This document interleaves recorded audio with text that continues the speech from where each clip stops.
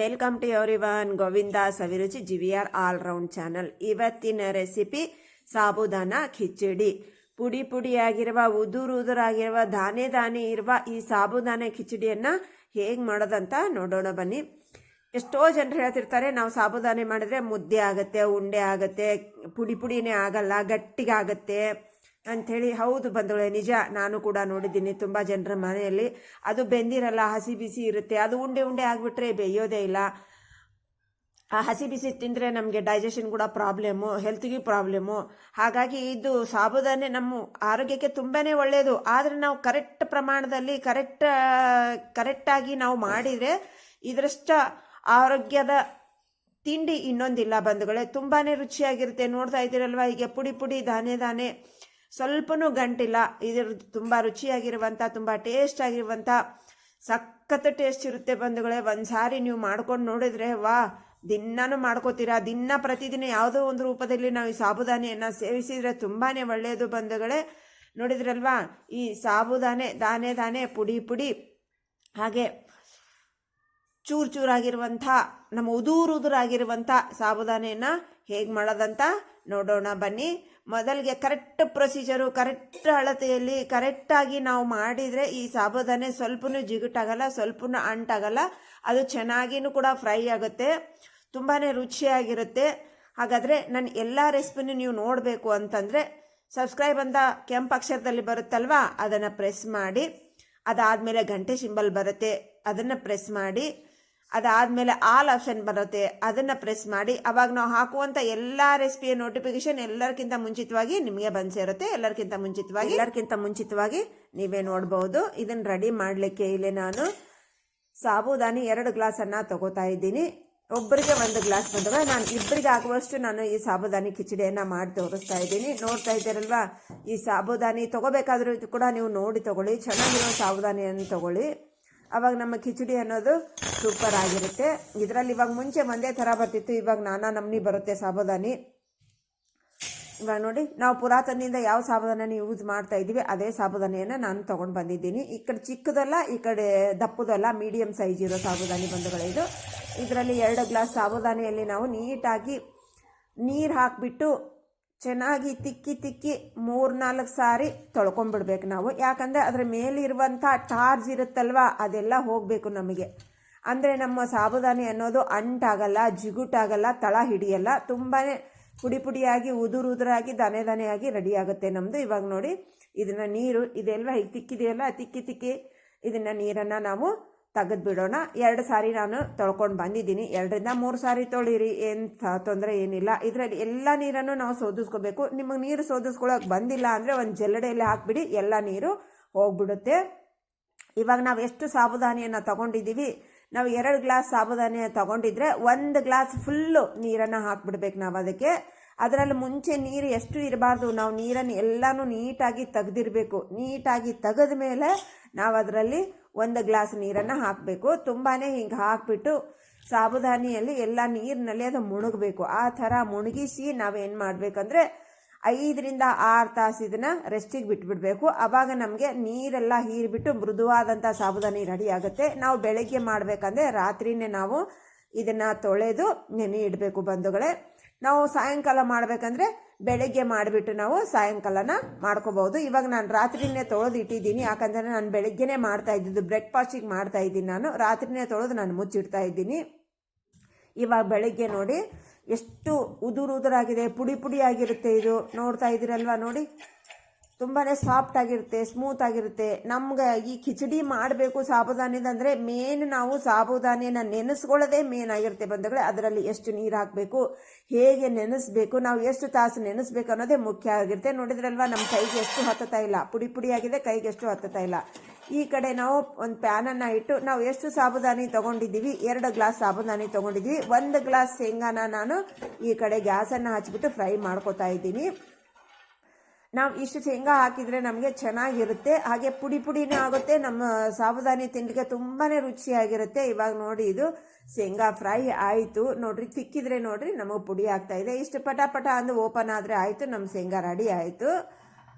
ನೋಡ್ತಾ ಇದ್ದೀರಲ್ವಾ, ನಮಗೆ ಚೆನ್ನಾಗಿ ಕಲರು ಬಂದಿದೆ. ಲೋ ಟು ಮೀಡಿಯಮ್ ಫ್ಲೇಮಲ್ಲೇ ಮಾಡಿ ನಿಮಗೆ ಚೆನ್ನಾಗಿ ಆಗುತ್ತೆ. ಗ್ಯಾಸನ್ನು ಆಫ್ ಮಾಡಿಬಿಡೋಣ. ಇದು ಒಂದು ಪಾತ್ರೆಗೆ ಟ್ರಾನ್ಸ್ಫರ್ ಮಾಡ್ಕೊತಾ ಇದ್ದೀನಿ. ಇದು ತಣ್ಣಗಾದ್ಮೇಲೆ ಸಿಪ್ಪೆ ತೆಗಿಬೇಕು ಬಂಧುಗಳೇ. ಸಿಪ್ಪೆ ತೆಗೆದ್ಬಿಟ್ಟು ಸ್ವಲ್ಪ ಉರುಟಾಗಿ ದಪ್ಪಗೆ ನಾವು ಮಿಕ್ಸಿ ಮಾಡ್ಕೋಬೇಕು, ಪೌಡರ್ ಮಾಡ್ಕೋಬೇಕು ಇದನ್ನು. ಯಾಕಂದರೆ ತಿಂತಾ ಇದ್ರೆ ನಮ್ಮ ಬಾಯಲ್ಲಿ ಸಿಗ್ತಿರ್ಬೇಕಿದು ಸಾಬುದಾನೆ ಅನ್ನೋದು ನಮ್ಮ ಬಾಯಲ್ಲಿ ಸಿಗ್ತಿರ್ಬೇಕು. ಆವಾಗ ನಮಗೆ ಚೆನ್ನಾಗಿ ಟೇಸ್ಟ್ ಕೊಡುತ್ತೆ. ಪೂರ ಪೇಸ್ಟ್ ಮಾಡ್ಕೊಳ್ಳಿಕ್ಕೆ ಹೋಗಬೇಡಿ. ಈ ಕಡೆ ಪಾತ್ರೆ, ಅದೇ ಪಾತ್ರೆಯಲ್ಲಿ ಶೇಂಗಾ ತೆಗೆದಿರೋ ಪಾತ್ರೆಯಲ್ಲಿ ನಾನು 2 ಸ್ಪೂನ್ ಎಣ್ಣೆಯನ್ನು ಹಾಕ್ತಾ ಇದ್ದೀನಿ. ನೀವು ತುಪ್ಪದಲ್ಲಿ ಕೂಡ ಮಾಡ್ಬೋದು, ಉಪವಾಸ ಇರಬೇಕಾದ್ರೆ ತುಪ್ಪದಲ್ಲಿ ಮಾಡ್ತಾರೆ. ನಾನು ಇವಾಗ ಎಣ್ಣೆಯಲ್ಲೇ ಮಾಡ್ತಾ ಇದ್ದೀನಿ. 2 ಸ್ಪೂನ್ ಎಣ್ಣೆಯನ್ನು ಹಾಕ್ಬಿಟ್ಟು ಪಾತ್ರೆಗೆ ತುಂಬಾ ಹೀಗೆ ನಾವು ಪೂರ ಸ್ಪ್ರೆಡ್ ಆಗಬೇಕು. ಅದು ಎಣ್ಣೆ ಅನ್ನೋದು ಪಾತ್ರೆಗೆ ಫುಲ್ ಆಗಬೇಕು. ನೋಡ್ತಾ ಇದ್ದೀರಲ್ವಾ, ಪಾತ್ರೆಗೆ ಎಷ್ಟು ಏನೂ ಕಾಣಬಾರ್ದು ಜಾಗ. ನಮಗೆ ಎಲ್ಲ ಕಡೆ ಎಣ್ಣೆ ನಮ್ಗೆ ಸ್ಪ್ರೆಡ್ ಆಗಬೇಕು, ಎಲ್ಲ ಕಡೆ ಎಣ್ಣೆ ಹತ್ತಬೇಕು. ಆದಮೇಲೆ ಇನ್ನೊಂದು 2 ಸ್ಪೂನ್ ನಾನು ಎಣ್ಣೆನ ಹಾಕ್ತಾ ಇದ್ದೀನಿ. ನೋಡಿದ್ರಲ್ವಾ, ಅದರಲ್ಲಿ ಇವಾಗ ನಾವು ನೆನೆಸಿಟ್ಟಿರುವಂಥ ಜೀರಿಗೆ, ಸಾಸಿವೆ ಹಾಕಿಬಿಟ್ಟು ಅದರಲ್ಲಿ ಸಾಬುದಾನಿ ಕೂಡ ಹಾಕ್ಬಿಡೋಣ ನಾವು.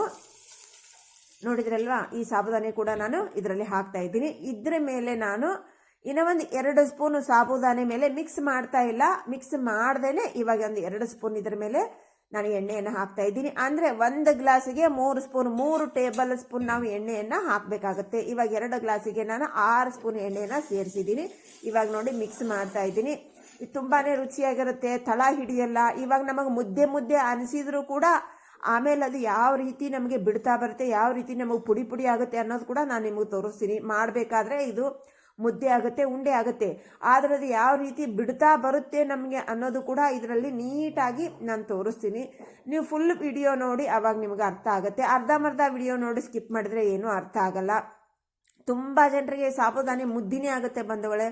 ಹಾಗಾಗಿ ಈ ನನ್ನ ಎಲ್ಲ ರೆಸಿಪಿನೂ ನೀವು ನೋಡಿ. ನಾನು ಸಿಂಪಲ್ಲಾಗಿ ಈಸಿಯಾಗಿ, ಕಷ್ಟದ ಯಾವುದೂ ಇಲ್ಲ ನನ್ನ ರೆಸಿಪಿಯಲ್ಲಿ, ಕಷ್ಟ ಅನ್ನೋದೇ ಇಲ್ಲ ಬಂಧುಗಳೇ. ನನ್ನ ರೆಸಿಪಿ ನೋಡಿದ್ರಿ ಅಂತಂದರೆ ನೀವು ತುಂಬ ಈಸಿಯಾಗಿ ಮಾಡ್ತೀರಾ. ಅಷ್ಟೊಂದು ಸುಲಭವಾಗಿ ಸರಳ ರೀತಿಯಲ್ಲಿ, ಸರಳ ವಿಧಾನದಲ್ಲಿ ನಾನು ಸ್ಟೆಪ್ ಬೈ ಸ್ಟೆಪ್ಪು ಎಲ್ಲನೂ ಹೇಳ್ತಾ ಬರ್ತೀನಿ. ಪಿನ್ ಟು ಪಿನ್ ನಾನು ಎಕ್ಸ್ಪ್ಲೇನ್ ಮಾಡ್ತೀನಿ. ನನ್ನ ಎಲ್ಲ ರೆಸಿಪಿಯನ್ನು ನೀವು ಈಸಿಯಾಗಿ ಮಾಡ್ಬೋದು. ಹಾಗಾಗಿ ತಪ್ಪದೆ ಸಬ್ಸ್ಕ್ರೈಬ್ ಮಾಡಿದರೆ ಮಾತ್ರ ನಾನು ಎಲ್ಲ ರೆಸಿಪಿ ನೋಡಲಿಕ್ಕೆ ಸಾಧ್ಯ. ಇವಾಗ ನೋಡಿದ್ರಲ್ವಾ, ಇವಾಗ ಇದರಲ್ಲಿ ನಾನು ಇನ್ನೊಂದು ಸ್ವಲ್ಪ ಜೀರಿಗೆನ ಅರ್ಧಂಬರ್ಧ ಆದಮೇಲೆ ಫ್ರೈ ಮಾಡ್ಕೊಂಡಿರುವಂಥ ಸ್ವಲ್ಪ ಜೀರಿಗೆ ಸಾಸಿವೆನ ನಾನು ಹುರ್ಕೊಂಡಿರುವಂಥ ಜೀರಿಗೆ ಸಾಸಿವೆನ ನಾನು ಸ್ವಲ್ಪ ಹಾಕ್ತಾ ಇದ್ದೀನಿ. ಯಾಕಂತಂದರೆ ಅದು ಜೀರಿಗೆ ನಮಗೆ ತುಂಬಾ ರುಚಿ ಕೊಡುತ್ತೆ. ನಾವು ಹಸಿದು ಹಾಕ್ತಾ ಇಲ್ಲ. ಇವಾಗ ನಾನು ಒಗ್ಗರಣೆಯಲ್ಲಿ ಹಸಿದು ಹಾಕಿ ನಾವು ಅರ್ಧ ಆದಮೇಲೆ ನಾವು ಫ್ರೈ ಮಾಡಿರೋ ಜೀರಿಗೆ ಸಾಸಿವೆನ ಹಾಕ್ತಾ ಇದ್ದೀನಿ. ನಾನು ಹೀಗೆ ಹಾಕೋದ್ರಿಂದ ನಮ್ಮ ಟೇಸ್ಟು, ನಮ್ಮ ಈ ಸಾಬುದಾನ ಖಿಚಡಿ ಟೇಸ್ಟು ಡಬಲ್ ಆಗುತ್ತೆ. ನೋಡ್ತಾ ಇದ್ರಲ್ವ, ಇವಾಗ ಮುದ್ದೆ ಕಾಣ್ತಾ ಇದೆ, ನಿಮಗೆ ಕಾಣ್ತಾ ಇದೆ ಅಲ್ವಾ. ಇವಾಗ ಚೆನ್ನಾಗಿ ಫ್ರೈ ಆಗಿದೆ, ಕಪ್ಪಣ್ಣ ಬಂದಿದೆ ನೋಡಿ. ಈ ಕಲರ್ ಬರಬೇಕು ನಮಗೆ, ಕಪ್ಪಾಗಬೇಕು, ವೈಟ್ ಇದ್ದಿದ್ದು ಕಪ್ಪಾಗಬೇಕು.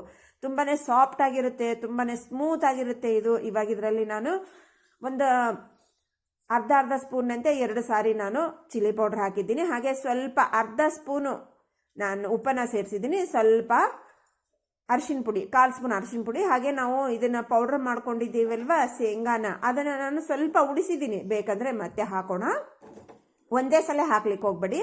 ಅರ್ಧ ಹಾಕ್ಬಿಟ್ಟು ಚೆನ್ನಾಗಿ ಮಿಕ್ಸ್ ಮಾಡಿ. ಇವಾಗ ನೋಡಿ ಅದು ಪುಡಿ ಆಗ್ತಾ ಬರ್ತಾ ಇದೆ. ಇವಾಗ ಚೆನ್ನಾಗಿ ಮಿಕ್ಸ್ ಆದಮೇಲೆ ನಾವು ಉಳಿದಿರುವಂಥ ಪೌಡ್ರ್ ಕೂಡ ಹಾಕಿ, ಖಾರ ಸ್ವಲ್ಪ ಕಡಿಮೆ ಅನ್ನಿಸ್ತಾ ಇದೆ ಬಂಧುಗಳು, ಅದಕ್ಕೆ ನಾನು ಇನ್ನೊಂದು ಅರ್ಧ ಸ್ಪೂನ್ ಖಾರನ ಸೇರಿಸ್ತಾ ಇದ್ದೀನಿ. ನಮ್ಮದು ಬ್ಯಾಡ್ಗೆ ಚಿಲ್ಲಿ ಪೌಡರ್ ಆಗಿರೋದ್ರಿಂದ ನಮ್ಗೆ ಖಾರ ಇರೋಲ್ಲ, ಸಪ್ಪಗಿರುತ್ತೆ. ನೀವು ನಿಮ್ಮದು ಖಾರ ಇರೋದಾಗಿದ್ದರೆ ಅರ್ಧ ಸ್ಪೂನ್ ಮಾತ್ರ ಸೇರಿಸಿ ಬಂಧುಗಳು. ಇಷ್ಟೊಂದು ಖಾರ ಪುಡಿ ಹಾಕಿದರೆ ನಿಮಗೆ ತಿನ್ಲಿಕ್ಕಾಗಲ್ಲ. ಯಾಕಂತಂದರೆ ನಮ್ಮ ಬ್ಯಾಡ್ಗೆ ಚಿಲ್ಲಿ ಪೌಡರ್ ಆಗಿರೋದ್ರಿಂದ ಅಸಲು ಖಾರ ಇರಲ್ಲ ನಮ್ಮದು. ಎಷ್ಟು ಸೇರಿಸಿದ್ರೂ ನಮಗೆ ಖಾರ ಅನ್ನೋದಾಗಲ್ಲ. ಹಾಗಾಗಿ ನಾನು 1.5 ಸ್ಪೂನ್ ಸೇರಿಸಿದ್ದೀನಿ ಟೋಟಲ್ ಆಗಿ. ನೋಡಿದ್ರಲ್ವ, ಈ ಪುಡಿಯಾಗಿ ದಾನೆ ಆಗಿ ಎಷ್ಟೆಲ್ಲ ನಮ್ಮ ಉಂಡೆ ಆಗಿರೋದು, ಮುದ್ದೆ ಆಗಿರೋದು ಎಲ್ಲ ಬಿಟ್ಕೊತಾನೆ ಬಂತು. ನಾವು ಯಾವ ಥರ ಎಣ್ಣೆ ಹಾಕಬೇಕು, ಯಾವ ಥರ ಫ್ರೈ ಮಾಡಬೇಕು, ಯಾವ ಥರ ನೆನೆಸ್ಬೇಕು ಅನ್ನೋದನ್ನು ಸ್ಟೆಪ್ ಬೈ ಸ್ಟೆಪ್ ನಿಮಗೆ ಹೇಳ್ತಾನೇ ಬಂದಿದ್ದೀನಿ. ನೋಡ್ತಾ ಇದ್ದೀರಲ್ವ, ಎಷ್ಟು ಉದುರಾಗಿದೆ, ಎಷ್ಟು ಪುಡಿ ಆಗಿದೆ, ಎಷ್ಟು ದಾನೆ ಆಗಿರುವಂಥ ಈ ಸಾಬುದಾನೆ ಹೇಗೆ ಮಾಡಬೇಕು ಅನ್ನೋದು ನಿಮಗೆ ಅರ್ಥ ಆಯ್ತಲ್ವಾ. ನೋಡಿ ಎಷ್ಟು ಉದುರಾಗಿದೆ. ಒಂದು ಅನ್ನೋದು ಕೂಡ ಗಂಟು ಅನ್ನೋದಿಲ್ಲ ಇದರಲ್ಲಿ, ತಳಾನು ಹಿಡಿಯಲ್ಲ, ನಮಗೆ ನೀಟಾಗಿ ಬಿಡುತ್ತೆ. ಇವಾಗ ಇದನ್ನು ಸರ್ವ್ ಮಾಡಿಬಿಡೋಣ ಬನ್ನಿ. ಇವಾಗ ನೋಡಿ, ಇಬ್ಬರಿಗೆ ನಾನು ರೆಡಿ ಮಾಡ್ತಿರೋದು. ಇಬ್ಬರಿಗೆ ನನಗೆ ಬ್ರೇಕ್ಫಾಸ್ಟಿಗೆ ಆಗತ್ತೆ, ಬೆಳಗಿನ ತಿಂಡಿಗೆ ಇಬ್ಬರಿಗೆ ಆಗುತ್ತೆ. ಇದು ನಮಗೆ ತುಂಬಾ ಬೆನಿಫಿಟ್ ಕೊಡುವಂಥ, ತುಂಬಾ ಹೆಲ್ತ್ಗೆ ಪ್ರಯೋಜನ ಆಗಿರುವಂಥ ಈ ಸಾಬುದಾನೆಯನ್ನು ಹೇಗೆ ಮಾಡಬೇಕು ಅನ್ನೋದು ಅರ್ಥ ಆಯ್ತಲ್ವಾ ಬಂಧುಗಳೇ. ಈ ಸಾಬುದಾನೆ ದಿನ ನಾವು ಯಾವುದೋ ಒಂದು ರೀತಿಯಲ್ಲಿ ಸೇವಿಸ್ತಾ ಬಂದರೆ ನಮಗೆ ಈ ಬೆನಿಫಿಟು ಹೇಳಲಾಗದಷ್ಟು ಈ ಸಾಬುದಾನೆಯಲ್ಲಿ ಬೆನಿಫಿಟ್ ಇದೆ ನೋಡಿ ಬಂಧುಗಳೇ. ನಮ್ಮ ತವಾಗೆ ನಮ್ಮ ಪ್ಯಾನ್ಗೆ ಏನೂ ಹತ್ತಿಲ್ಲ, ಸ್ವಲ್ಪನೂ ಹತ್ತಿಲ್ಲ. ಇದರಲ್ಲಿ ಬೇಕಂದರೆ ಬೇರೆ ನಾವು ಕುಕ್ಕು ಕೂಡ ಮಾಡ್ಕೋಬೋದು, ಅಷ್ಟು ನೀಟಾಗಿದೆ ತವಾ ನಮ್ಮದು. ಇಲ್ಲಿ ಕೆಲವ್ರು ಹೇಳ್ತಿರ್ತಾರೆ ನಾವು ಕೆದರಬೇಕು, ತುಂಬಾ ಹತ್ತಿರುತ್ತೆ, ಅದಕ್ಕೆ ನಮ್ಗೆ ಅರ್ಧ ಸಾಬುದಾನೆ ವೇಸ್ಟ್ ಆಗುತ್ತೆ ಅಂತ. ಅಂಥವರೆಲ್ಲ ನನ್ನ ರೆಸಿಪಿ ನೋಡಿ ನೀಟಾಗಿ ಸರಳವಾಗಿ ನೋಡಿದರೆ ನೀವು ಕೂಡ ಮಾಡ್ತಾರೆ, ಏನೂ ಕಷ್ಟ ಇಲ್ಲ, ತುಂಬ ಈಸಿಯಾಗಿ ಮಾಡ್ಬೋದು. ವಾವ್ ಬಂಧುಗಳೇ, ಸೂಪರ್ ಆಗಿರುತ್ತೆ ನೋಡಿ ಬಂಧುಗಳೇ. ತಿಂತಾ ಇದ್ರೆ ಇಷ್ಟು ಸ್ಮೂತ್ ಇರುತ್ತೆ, ನಾವು ತಿಂತಾ ಇದ್ರೆ ಆ ಶೇಂಗಾ ನಮ್ಮ ಬಾಯಲ್ಲಿ ಸಿಗ್ತಾ ಇದೆ, ಆ ಜೀರಿಗೆ ಘಮ ಸಖತ್ತಾಗಿದೆ ಬಂಧುಗಳೇ. ನಮ್ಮ ಬ್ರೇಕ್ಫಾಸ್ಟು ತುಂಬ ರುಚಿಯಾಗಿರುತ್ತೆ. ಇಂಥ ಹೆಲ್ತಿ ಬ್ರೇಕ್ಫಾಸ್ಟನ್ನು ನಾವು ಮಾಡ್ಕೊಂಡು ತಿನ್ನಬೇಕು.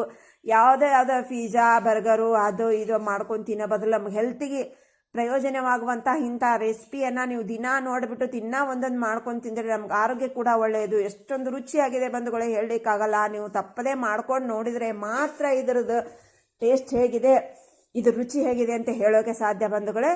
ಒಂದು ಗ್ಲಾಸ್ ನಿಮ್ಮ ಮನೆಯಲ್ಲೇ ಸಾಬುದಾನ ಇದ್ರೆ ಇವತ್ತೇ ಮಾಡ್ಕೊಂಡು ನೋಡ್ಕೊಳ್ಳಿ ಬಂಧುಗಳು, ಅಷ್ಟೊಂದು ರುಚಿಯಾಗಿರುತ್ತೆ, ಸೂಪರ್ ಆಗಿರುತ್ತೆ.